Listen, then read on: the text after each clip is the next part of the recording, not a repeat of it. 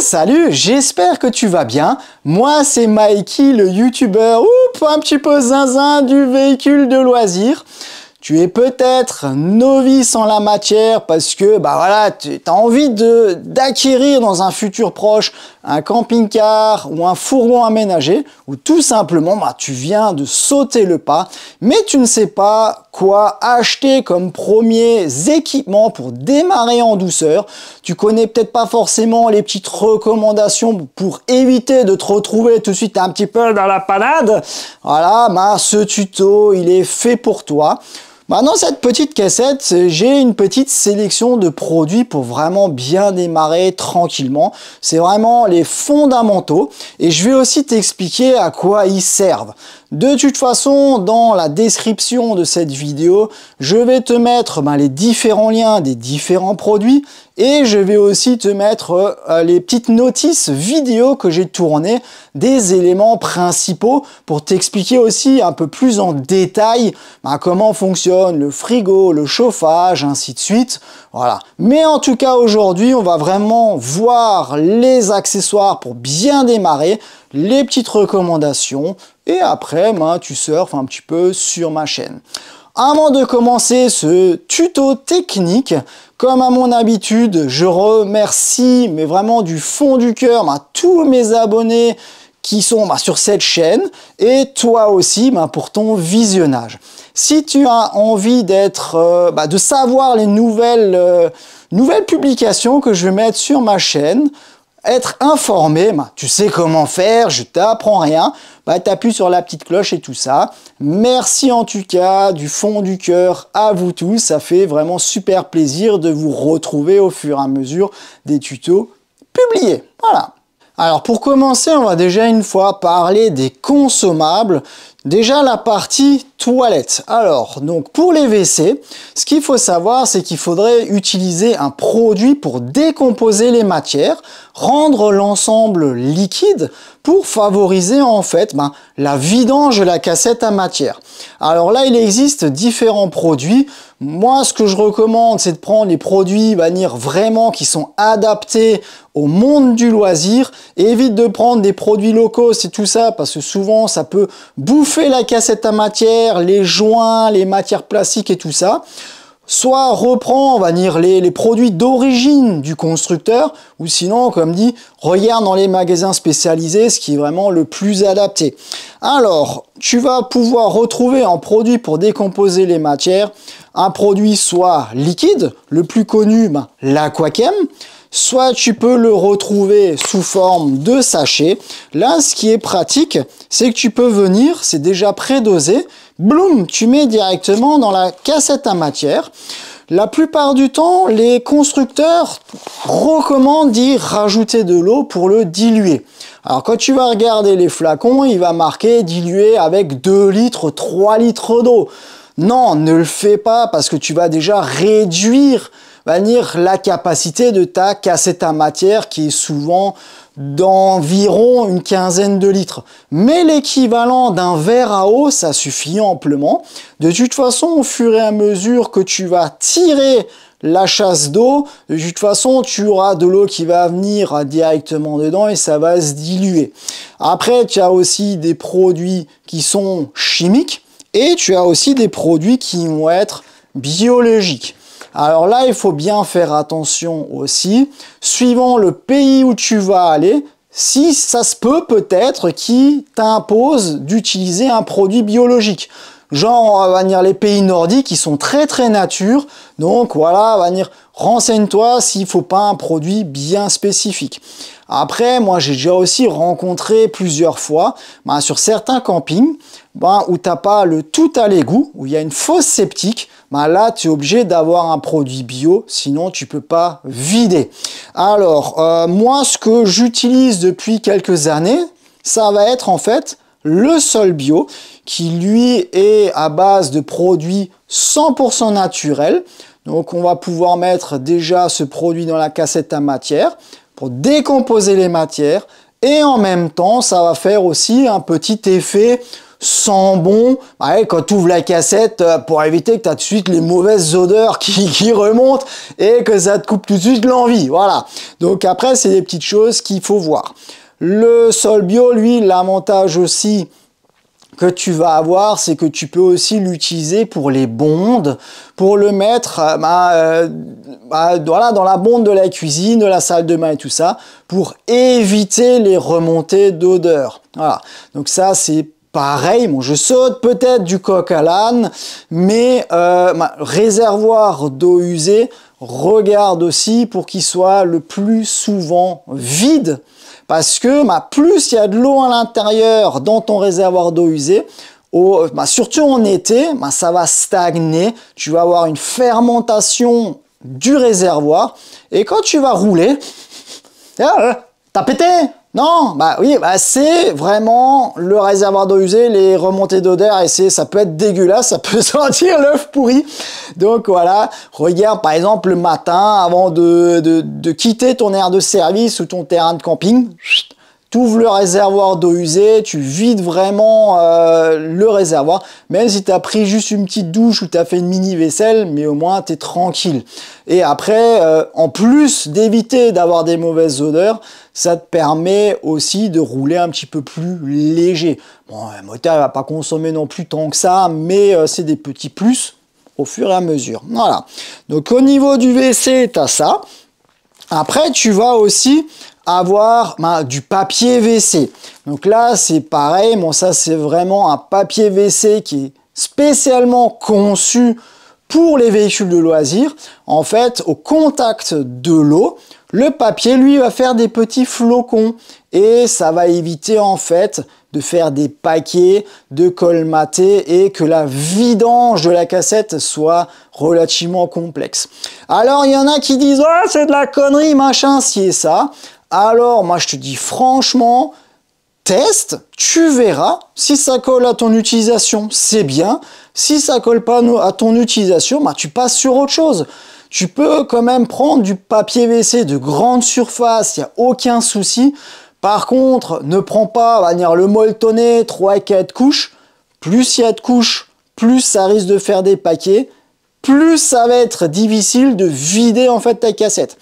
Pareil, tout ce qui est couleur farfelue, les recettes de Toto et compagnie, c'est de la peinture, donc ça aide aussi un petit peu au colmatage. Tu regardes, papier WC simple, double couche, pas non plus prendre du journal, et de couleur blanche, et donc là, ça c'est ce qui est le plus adapté. Voilà, donc comme dit, teste et tu vois déjà si c'est adapté pour toi, et tu verras déjà au fur et à mesure ce qui te convient au mieux. Voilà. Ensuite, on va aussi voir par rapport à l'eau propre, l'eau potable. Donc là, c'est aussi préconisé d'utiliser un produit pour conserver l'eau propre, pour éviter vraiment les petites algues, les formations de bactéries et tout ça, surtout en odeur, parce que là, ça peut proliférer vraiment en bonne quantité, parce que ton réservoir, il peut faire 100 litres, 140, 150 litres. Donc là, en pleine chaleur, sans produit, en moins de 2, tu as des petits trucs un peu bizarres et qui... Voilà, quand tu ouvres tes robinets, donc c'est pas forcément top. Après, il y a des gens qui se disent « Ouais, moi j'ai pas besoin de mettre des produits dedans, de toute façon, je bois pas l'eau. » C'est pas une histoire de boire l'eau, mais faut quand même dire, tu vas quand même... Théoriquement, tu vas quand même te brosser les dents, tu vas quand même faire la vaisselle, nettoyer les aliments et tout ça. Donc, un minimum d'hygiène, c'est quand même mieux. Après, moi, par expérience, j'ai déjà eu le cas où j'ai oublié de vider mon réservoir d'eau et un mois après, hop là, tac, je vais voir et c'est bon, c'est foutu. Il faut aller que je fasse un gros nettoyage pour vraiment enlever toutes ces bactéries parce qu'il y avait vraiment des bouts d'algues. C'était vraiment dégueulasse qui sortaient des robinets. Donc, fais quand même attention par rapport à ça. Alors, pour purifier ton eau, le plus connu, ça va être MicroPure. Tu vas l'avoir sous forme de tablette ou liquide. Suivant la contenance, tu pourras traiter plus ou moins une grosse quantité d'eau. Là, maintenant, celui-là de chez MicroPure, on va pouvoir traiter 1000 litres d'eau avec ce petit flacon. Le petit bouchon, lui, il est doseur. Pareil, c'est pas une science exacte, c'est pas la peine d'être au litre près, machin ci et ça. Et c'est à base d'ions d'argent et ça va vraiment éviter toutes ces petites saletés qu'on peut avoir là-dedans. Sur le flacon, ils disent que ça permettrait de garder l'eau potable 6 mois.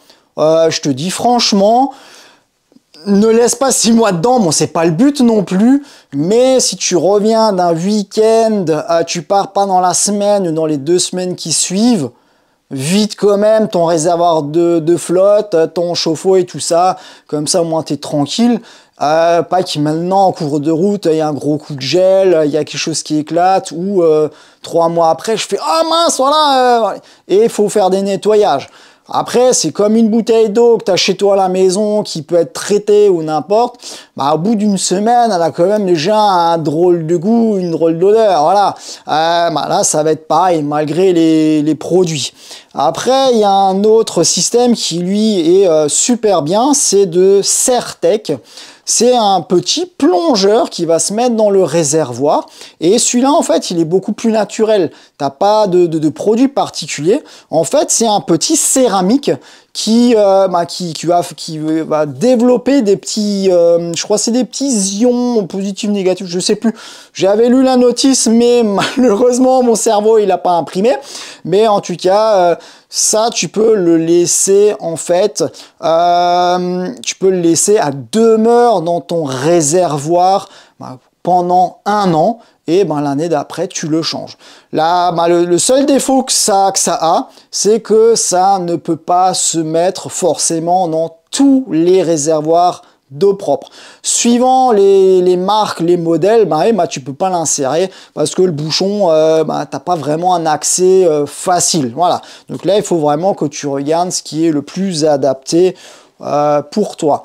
Même si tu prends, par exemple, le micro pur, admettons ton réservoir fait 120 litres d'eau propre, tu n'es pas obligé de mettre pile poil pour 120 litres, mais par exemple pour 100 litres, tu fais ton plein d'eau, tu utilises tranquillement et si en cours de route tu fais une réappro en eau de par exemple, je sais pas, 40, 60, 70 litres, t'es pas forcément obligé de remettre du produit parce qu'il y en a encore un peu à l'intérieur du réservoir. Bon, c'est comme ça que Vanille Rush fonctionne ou que la plupart de mes clients fonctionnent. Après, tu verras déjà ce qui correspond au mieux pour toi. Après les consommables pour le WC et pour l'eau, il faut aussi que tu t'équipes avec un minimum de matériel pour faire le plein en eau propre. Oui, parce que tu n'as pas forcément des choses qui sont à disposition quand tu arrives sur un terrain de camping ou une aire de service ou n'importe. Et pareil, tu sais pas non plus forcément la netteté de ce qui est mis à disposition.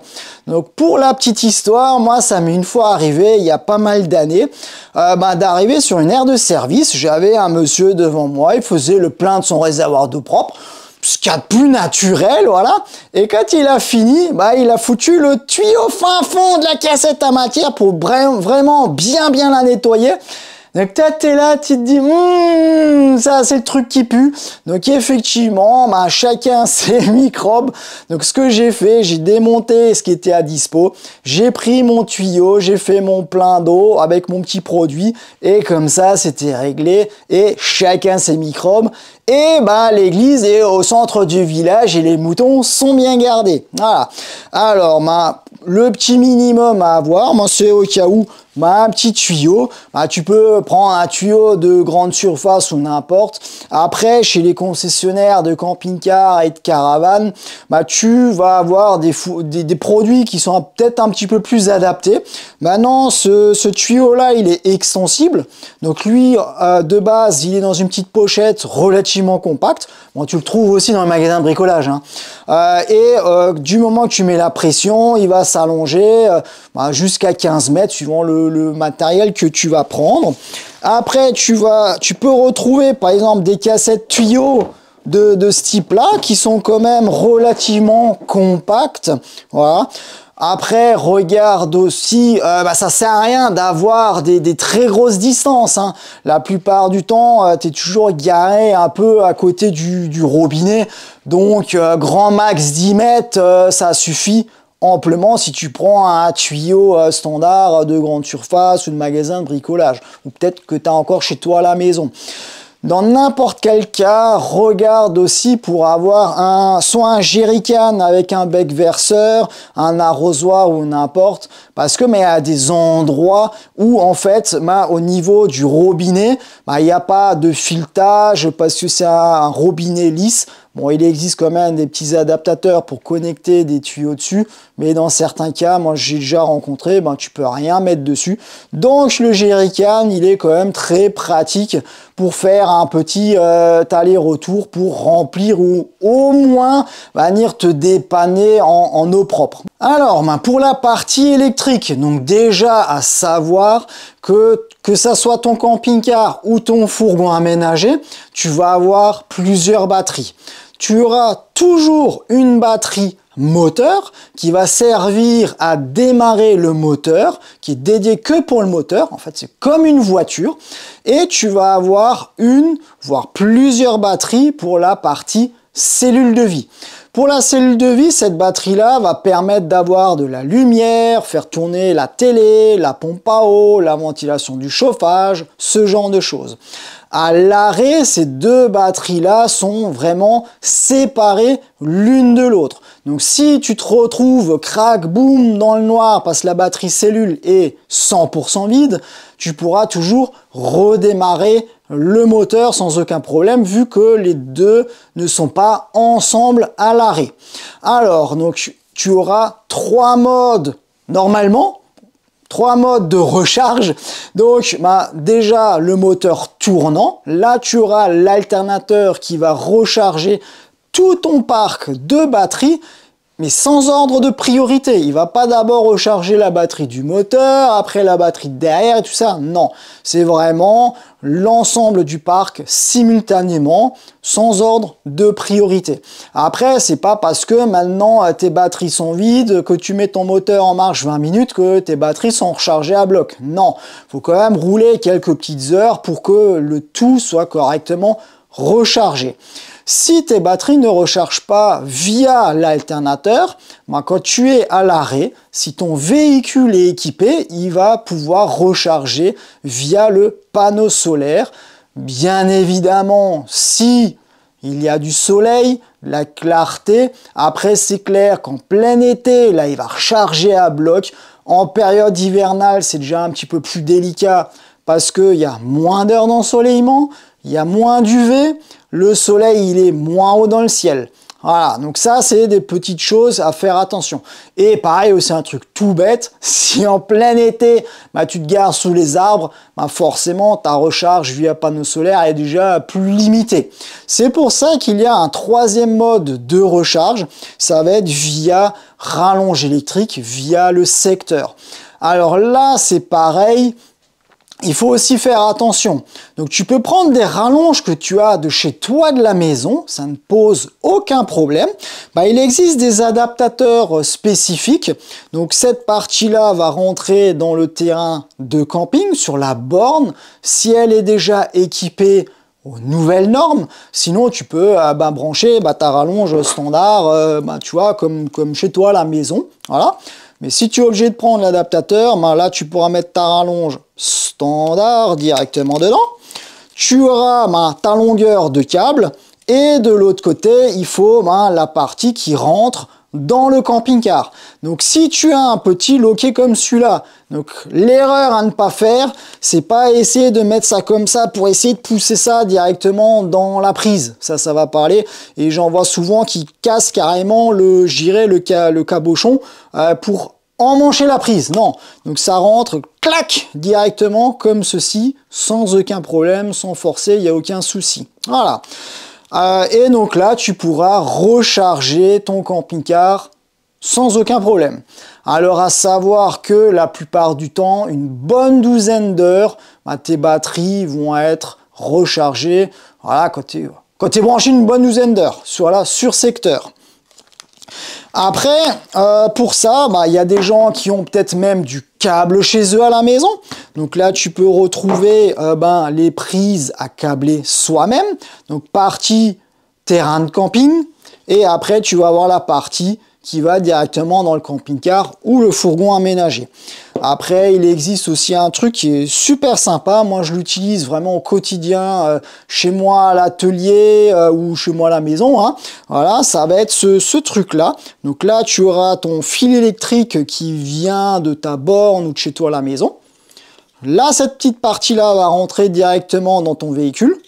Et ce qu'il y a, on appelle ça une prise de repiquage. Et là, tu peux ressortir avec vers autre chose. Admettons un compresseur, un décapeur, ou même raccorder le voisin au cas où si lui, il a plus de courant et il n'y a qu'une seule borne. Ça, c'est sympa aussi. Ou sinon, bah, il existe des rallonges déjà toutes faites. Voilà, comme ceci, avec les embouts des deux côtés. Dans n'importe quel cas, même si tu prends une rallonge déjà toute faite avec les embouts bleus P17, il faudra toujours que tu prennes un petit adaptateur pour se brancher chez toi à la maison ou peut-être sur un terrain de camping qui n'est peut-être pas encore aux nouvelles normes. Après, à faire très attention, ça va être au niveau de la longueur et de la section du câble.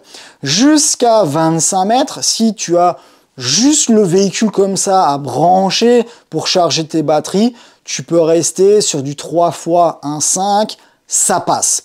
Au-delà de 25 mètres ou si maintenant dans ton véhicule tu as le radiateur électrique 2000 watts, le grippin et tout le tralala, là bien évidemment passe sur du 2,5 mm². Pour quelle raison? Plus ton câble est long ou plus tu as de consommation n'importe, tu vas avoir de la perte au niveau du voltage et de l'ampérage sur ta rallonge. Donc, au bout de ta rallonge, là, tu peux vraiment perdre quasiment jusqu'à 40 volts.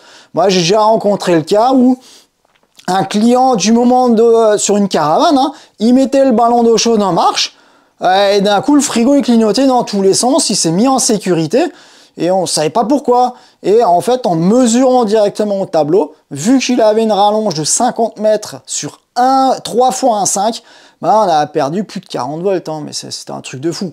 On est passé sur une rallonge 3 x 2,5, nickel, c'est passé crème et plus de soucis. Voilà, ça c'est un truc à faire quand même attention. Donc même si tu as une rallonge, tu prends la rallonge de chez toi, de la maison et tout ça, laisse quand même une rallonge à demeure dans ton véhicule pour une raison toute simple. Combien de fois c'est déjà arrivé? Tu prends la rallonge de chez toi, tu pars, tu utilises pour le véhicule. En cours de route, tu es, je sais pas, chez toi à la maison, tu veux tailler les tondre le gazon et tout. Tu ressors ta rallonge du véhicule. Et quand tu repars, oh merde, j'ai oublié ma rallonge à la maison. Et donc il était embêté. Voilà, laisse vraiment une rallonge à demeure dans ton véhicule et comme ça, tu es tranquille. Alors l'un des derniers accessoires indispensables pour démarrer en douceur avec ton véhicule, ça va être en fait les cales de roue. Pour quelle raison? Déjà, c'est tout simple. Si ton véhicule est bien de niveau, c'est quand même beaucoup plus appréciable quand tu es dedans. Après, pour dormir, ça t'évite aussi de rouler du côté de madame, de prendre toute la place et tout ça, et qu'elle râle et que tu passes un mauvais week-end ou de mauvaises vacances. Non, je déconne, mais c'est quand même mieux quand c'est bien droit, mais le plus important, ça va être à cause du fonctionnement de ton frigo, parce que la plupart des véhicules de loisirs ont un frigo trimixte. C'est très rare que tu aies du compression. Là, on va dire 80-90%, ça va être du trimixte. Alors, c'est quoi un frigo trimixte? C'est un frigo qui va fonctionner en fait sur 3 énergies. Soit le 12 volts pendant qu'on roule, parce que théoriquement, ton gaz, il est censé être fermé, et ta rallonge électrique, elle ne va pas suivre au-delà de 25 mètres.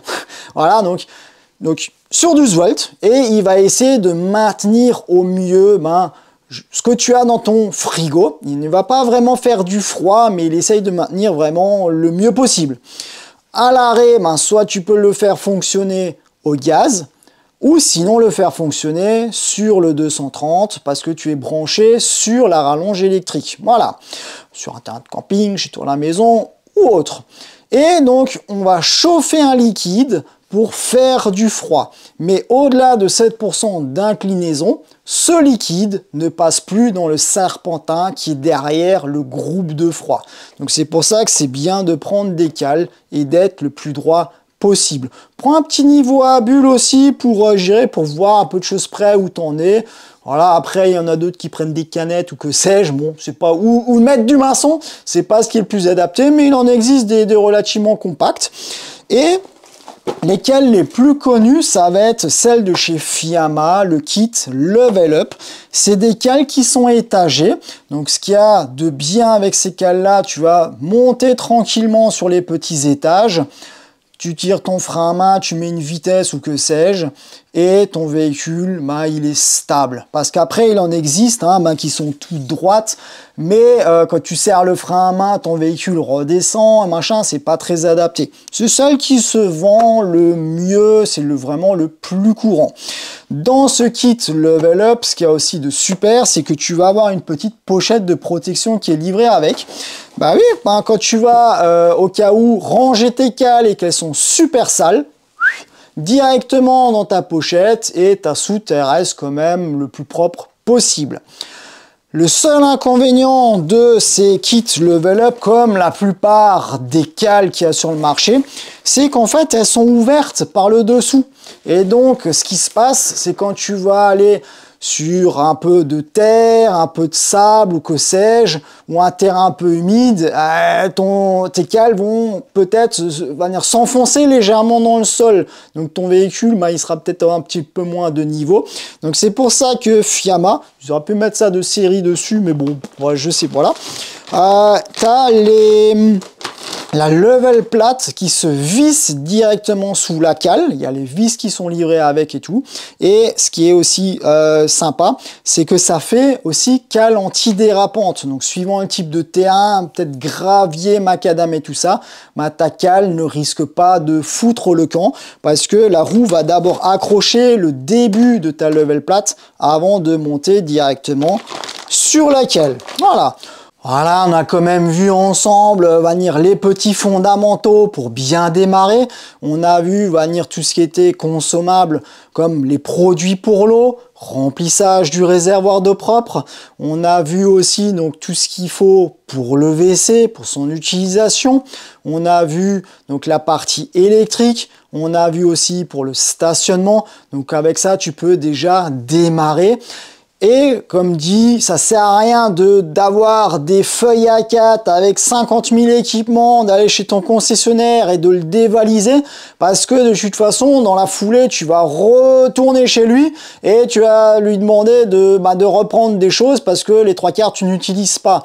Moi, ça, je vois tous les jours où en fait, les clients viennent « Ouais, mais le grand-oncle, le cousin, le voisin, il a dit, il faut prendre ci, ça ». Chacun a une utilisation différente. Ce que le voisin prend, utilise, n'est pas forcément ce que toi tu vas attendre de l'utilisation de ton véhicule de loisir. Donc prends vraiment ce kit de départ pour bien démarrer, utilise. Au fur et à mesure, oui, tu vas rencontrer des petites contraintes. Ah tiens, il y a ça et ça qui serait pas mal, machin, ci et ça. Tu te le notes et au fur et à mesure, tu regardes pour acheter en conséquence. De toute façon, la plupart des concessionnaires ont des catalogues d'accessoires. Donc, tu farfouilles dedans, tu regardes, tu mets des petites étiquettes. Et puis voilà, c'est vraiment ce qu'il y a de plus simple pour vraiment bien démarrer. Après, aussi, à savoir... comme dit, si t'es vraiment novice, t'as jamais dormi dans un camping-car, un fourgon ou que sais-je, ne récupère pas ton véhicule chez ton concessionnaire ou si tu l'as acheté particulier à particulier et tout de suite le jour même tu vas à l'autre bout de la France en vacances pendant 15 jours, 3 semaines. Non, ça c'est... faut pas dire une grave erreur, mais en fait, tu vas t'emmêler les pinceaux parce que tu connais pas le véhicule, tu connais pas forcément le fonctionnement de chaque élément. Donc, ce qui est pas mal, quand tu as réceptionné ton véhicule, stationne-le chez toi si tu peux, charge tranquillement tes petites affaires, aménage-le, personnalise-le, mais... au fur et à mesure, teste 1 ou 2 éléments chez toi. Comme ça te permet de l'apprivoiser, de connaître comment qui fonctionne, et si tu te heurtes je dirais à quelque chose, bah, tu peux sortir tes notices, tu peux regarder, il existe différents tutos et tout ça. Et quand déjà chez toi, tu arrives déjà mieux, bah, regarde pour au cas où, bah, carrément dors 1 ou 2 nuits chez toi, comme ça, voilà, et souvent il y en a qui se disent, ouais, l'autre il dort chez lui à la maison, mais on s'en fout de ce que les autres pensent, va dire fais-le, va dire même moi je l'ai fait, hein, quand j'ai aménagé mon véhicule, hein, va dire j'ai dormi 1 nuit chez moi à la maison, voilà, pour un peu tester tout ça, donc voilà, c'est top, ça te change aussi. Et quand tu sais un petit peu mieux, bah là, pars un petit peu plus loin. Bah, au cas où tu pars proche de chez toi, je sais pas, 40-50 km, va venir un peu à la montagne ou que sais-je, tu regardes, tu prends un terrain de camping ou que sais-je, et tu testes au cas où 1-2 nuits, un petit week-end. Et quand tu connais vraiment mieux, bah là, au cas où, à ce moment-là, pars à la grande aventure et tu vas voir, ça va être que du bonheur. Après, pareil, donc pour ceux qui connaissent pas, il existe différents guides aussi bah, pour stationner, pour t'aider à trouver des endroits pour passer la nuit. Alors maintenant, les plus connus dans les magasins, manière de spécialisés, tu vas par exemple avoir le guide ACSI, c'est un gros pavé avec la plupart des terrains de camping qui sont affiliés et en hors saison, en fait, tu vas bénéficier de remises. Voilà, donc au bout de 2-3 nuitées, ton guide, il est déjà rentabilisé. C'est ça qui est pas mal. Après, tu peux retrouver en application téléphone, ce qui marche super bien, ça va être l'appli Park4Night. Là, tu peux retrouver des terrains de camping, des aires de service, tu peux retrouver pas mal de choses avec les avis aussi des utilisateurs, des internautes. Donc ça, c'est top. Alors, ce qui est aussi super sympa et que moi, je fais depuis pas mal d'années, ça va être France Passion. Alors, c'est quoi?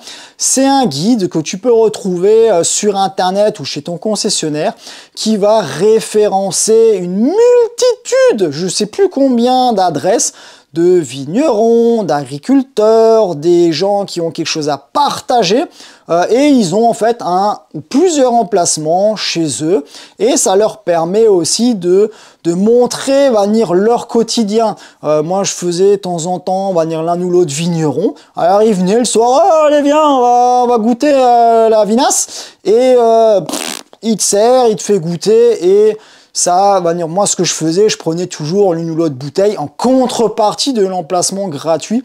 Et ce qui est top, c'est vraiment que tu as toujours un produit de qualité parce que il peut pas faire de la merdasse parce que sinon après plus personne vient chez lui.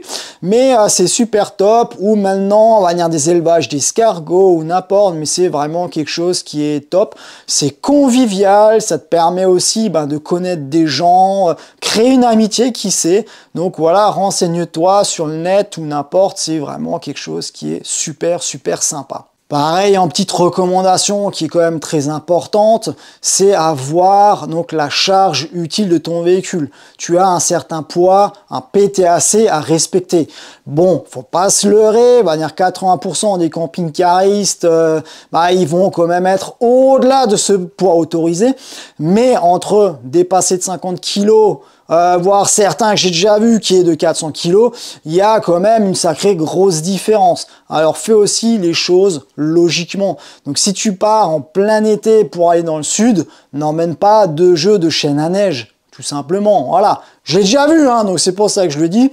Donc si maintenant tu as un très long trajet à faire, je sais pas, 800 km d'une traite, ne pars pas non plus avec ton réservoir d'eau propre blindé à ras-bord, mais que la moitié dedans, donc ça te permet quand même d'économiser 50-60 litres d'eau, qui est forcément en kilos, et forcément ton moteur, lui, il consommera peut-être aussi moins sur une grande distance. À savoir que une réappro en eau, quelque part, c'est quoi? C'est 2-3 euros. Le moteur, il va consommer plus que 3 euros sur 1000 km si tu es chargé à bloc. Voilà, donc ça, c'est des petites choses à voir. Donc pareil, combien de fois j'ai déjà vu, les gens sont 2 dans le véhicule et tu as un service pour 16 personnes. Non, regarde, fais les choses intelligemment. Je vais pas faire la morale, mais c'est des petits trucs tout bêtes. Ne prends pas le service venir en porcelaine de l'arrière-grand-mère parce qu'il te tient à cœur, parce que le premier virage, tu vas tout flinguer et tu n'auras pas une assiette complète pour manger. Hein. Donc voilà, ça sera vraiment du mode Ikea. Hein. Donc vraiment en petits morceaux. Donc pareil, là il existe des sets mélaminés de vaisselle. C'est une matière qui est légère. Théoriquement, on dit que c'est incassable, mais ça peut quand même casser, mais là, il faut quand même déjà y aller. Plus encore pas mal de petites choses, donc ça permet quand même de gagner en poids et d'éviter d'être trop lourd. Fais vraiment les trucs intelligemment, tout simplement. Voilà. Donc pareil, il faut pas maintenant partir comme ça, finger in the nose, freestyle et tout.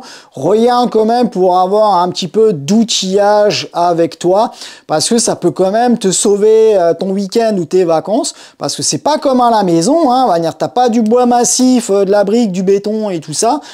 Faut pas se leurrer, un véhicule de loisir est quand même relativement fragile, faut quand même faire attention et tu peux être amené à resserrer une vis d'un placard, tu peux avoir un raccord qui claque quelque part, une pompe à eau à changer ou que sais-je. C'est pas la peine d'être un super gros bricoleur, mais quand même pouvoir te dépatouiller si tu as un petit ou un moyen souci. Voilà.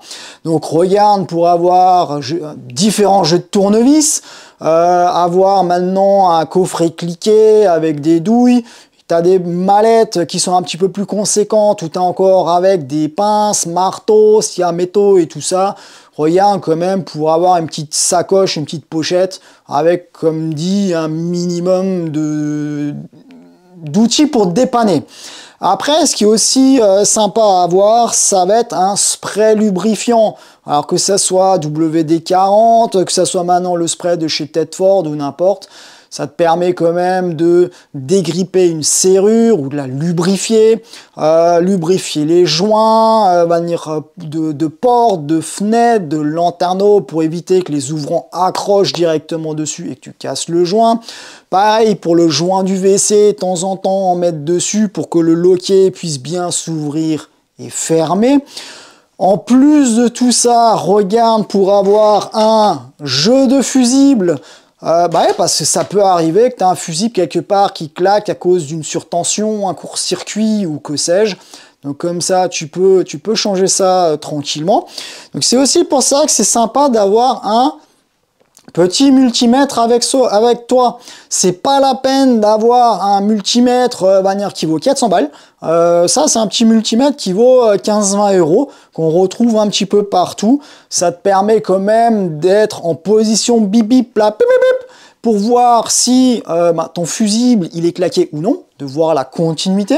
Ça te permet aussi de vérifier le voltage d'une batterie, d'une jonction ou que sais-je.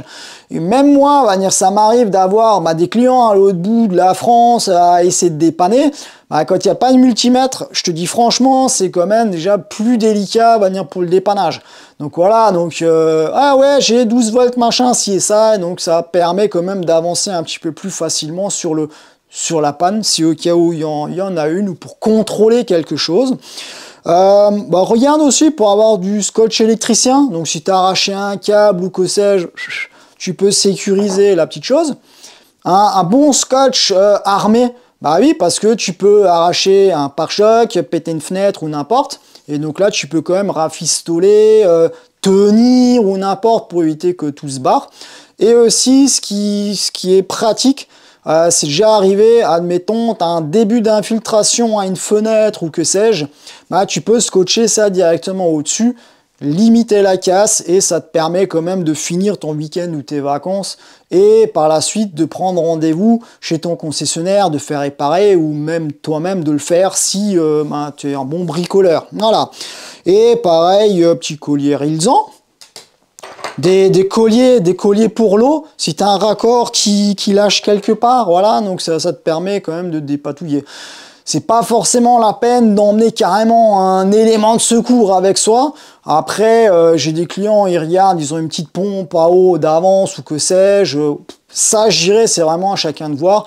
Mais au minimum de l'outillage avec je dirais, ces petits accessoires de dépannage. Après, il existe peut-être encore d'autres choses que j'ai oubliées tout simplement. Mais en tout cas, si tu as un souci, Voilà, on répare, c'est réglé, tu continues ton week-end, tes vacances tranquillement. Voilà. Je pense que j'ai pas vraiment oublié quelque chose, voilà, parce que voilà, il existe quand même X choses dans ce milieu-là, mais là j'ai vraiment regardé pour te présenter vraiment le minimum pour démarrer avec. C'est ce que moi je présente à tous mes clients qui sont novices, qui démarrent vraiment dans ce milieu-là. Après, comme dit, achète en conséquence, au fur et à mesure, et puis voilà, et démarre en douceur, ne te stresse pas, et comme ça, c'est réglé. Voilà. J'espère en tout cas que ce tuto a été le plus complet pour toi, que j'ai répondu un maximum à tes attentes.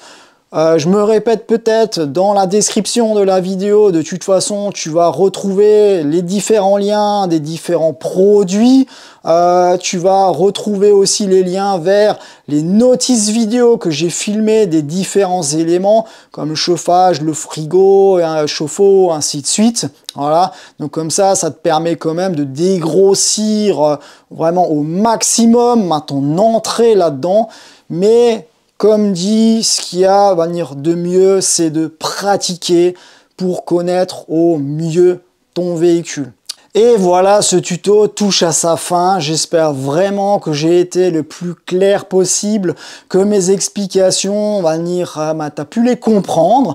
Ouais, parce que le but de cette chaîne, c'est quand même de faire les choses simples, que ça soit axé vraiment pour tout le monde, pour celui-là qui n'est pas un grand bricoleur, comme au super grand bricoleur et tout ça, pour que tu puisses aussi comprendre mon quotidien, dépanner toi-même au cas où ton véhicule, ou connaître tout simplement ce qui existe et tout ce qui tourne autour du monde du loisir, camping-car, caravane, fourgon aménagé et ainsi de suite. Voilà, merci à vous tous pour votre visionnage, merci à tous ceux qui ont mis des commentaires positifs, merci pour tous ceux qui me suivent depuis pas mal de temps, ça fait vraiment super chaud au cœur de vous retrouver, à chaque fois. Si t'es pas encore abonné à ma chaîne et le contenu que je mets en ligne t'intéresse, tu sais comment faire, n'hésite pas à t'abonner. Merci à vous tous, ça fait vraiment super plaisir. En attendant le prochain tuto technique, porte-toi bien, à plus, ciao ciao.